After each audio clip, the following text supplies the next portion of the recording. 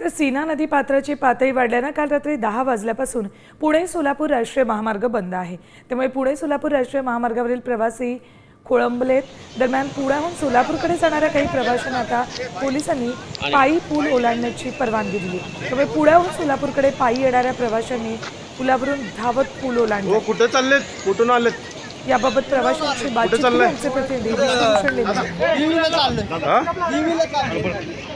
मार्गावरील वाहतूक जी आहे ती ठप्प करण्यात आलेली आहे। काल रात्री 10 वाजल्यापासून ही वाहतूक ठप्प आहे। त्यामुळे तिकडे पुण्याच्या दिशेने जाणारे असतील किंवा सोलापूरच्या दिशेने येणारे प्रवासी जे आहेत ते अडकून पडलेले होते। अवघ्या काही वेळापूर्वी आपण जर बघितलं तर या ठिकाणाहून प्रवाशांना या ब्रिजवरून पायी सोडलेलं आहे आणि त्यामुळे आपण जर बघितलं तर ते प्रवासी जे आहेत ते या पुलावरून पायी जे आहेत ते आता सोलापूरच्या दिशेने गेलेले आहेत।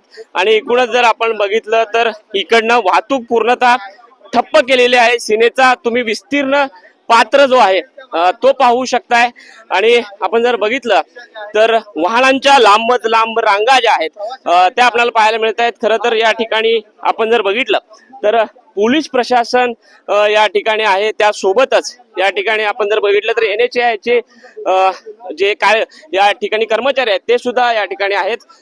एक प्रवासी आपल्याला पुण्यावरून या ठिकाणी सोलापूरच्या दिशेने येताना पाहायला मिळते। काका काय सांगाल, किती वाजल्यापासून तुम्ही अडकून पडलेले होतात आणि आता तुम्हाला कुठं जायचं? टेंभुर्णीला पहाटे 3 वाजल्यापासून आम्हाला सांगितलं गेलं की पुढे रस्ता बंद आहे आणि पुढे रस्ता बंद आहे असं सांगितलं गेलं।